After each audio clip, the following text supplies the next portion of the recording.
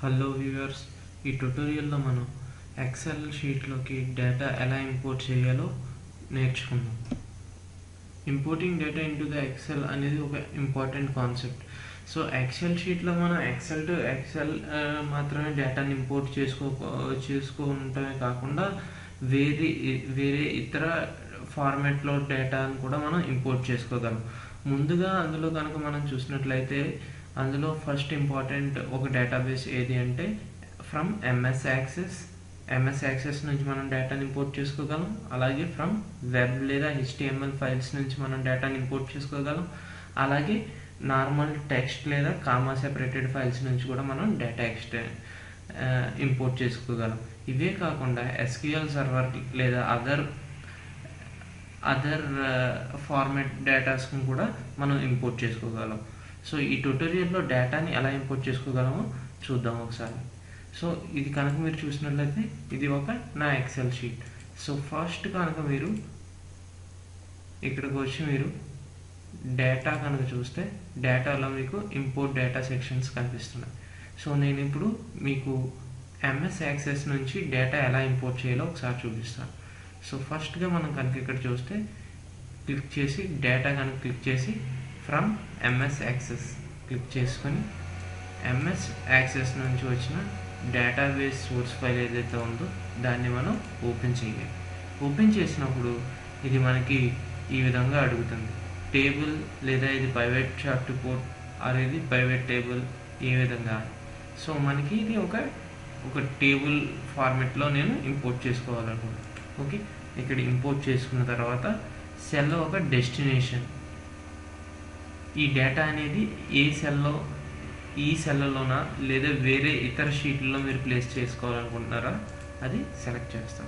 Select చేసిన తర్వాత మీరు ఇక్కడ ప్రాపర్టీస్ కనుక చూస్తే okay, enable background refreshment for every 60 minutes or refresh data whenever the file opens అని ఉంది. సో ఇది ఏంటి అంటే మీరు ఇక్కడ ఎనేబుల్ బ్యాక్గ్రౌండ్ రిఫ్రెష్మెంట్ కనుక క్లిక్ చేసినట్లయితే మనం ఈ డేటాని ఇంపోర్ట్ చేసుకున్నప్పుడు ఆటోమేటిక్గా ఈ సెల్ అనేది బ్యాక్గ్రౌండ్లో వేరొక MS access database master database ఏదైతే ఉందో దానికి లింకప్ అవి ఆ మాస్టర్ డేటాబేస్లో కనుక మీరు డేటా కనుక అప్డేట్ లేదా రిఫ్రెష్ అయిన ప్రతిసారి ఇక్కడ కూడా రిఫ్రెష్ అవుతుంది. ఓకేనా? సో ఆ రిఫ్రెష్ అనేది ఎన్ని నిమిషాలకు మీరు చేయాలనుకుంటున్నారో అది కూడా మీరు చూస్ చేసుకోవచ్చు. ఓకే, ప్రస్తుతానికి నేను స్టాటిక్ డేటాని ఇంపోర్ట్ చేసుకుంటున్నాను, అందుకని ఎనేబుల్ని అన్క్లిక్ చేసి ఓకే చేసి ఓకే ప్లేస్ ద డేటా ఇక్కడ ప్లేస్ చేసి ఇక్కడ ఓకే. సో ఈ విధంగా నాకు ఎంఎస్ యాక్సెస్ నుంచి డేటాని ఇంపోర్ట్ చేసుకుని వచ్చాను. ఇప్పుడు అదే విధంగా ఒక టెక్స్ట్ ఫైల్ నుంచి ఏ విధంగా మనం డేటా ఇంపోర్ట్ చేయాలో చూద్దాం. Same process. Okay, data now from text file.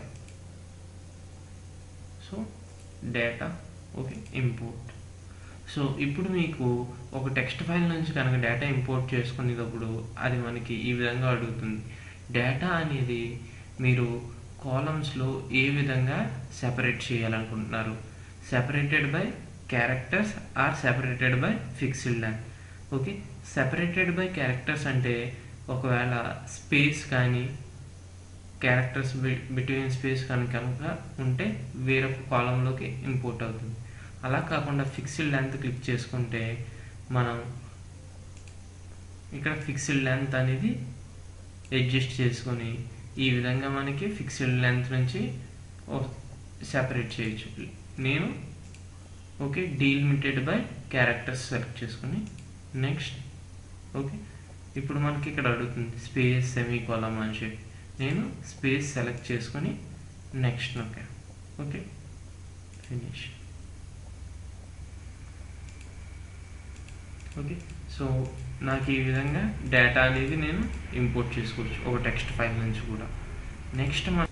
Next మనం వెబ్ నుంచి డేటా ఎలా ఎక్స్ట్రాక్ట్ చేయాలో ఇంపోర్ట్ చేసుకోవాలో చూద్దాం. Okay, click on this. Okay, from import from web. And మీరు ఏదైతే కనుక ఓకే వెబ్ పేజ్ నుంచి డౌన్లోడ్ ఇవ్వాలనుకుంటున్నారో ఆ వెబ్ పేజ్ని బ్రౌజ్ చేసుకోండి ఫస్ట్. నేను యాహూ ఫైనాన్స్ వెబ్ పేజ్ని నేను ఇంపోర్ట్ చేసుకుందాం అనుకుంటున్నాను.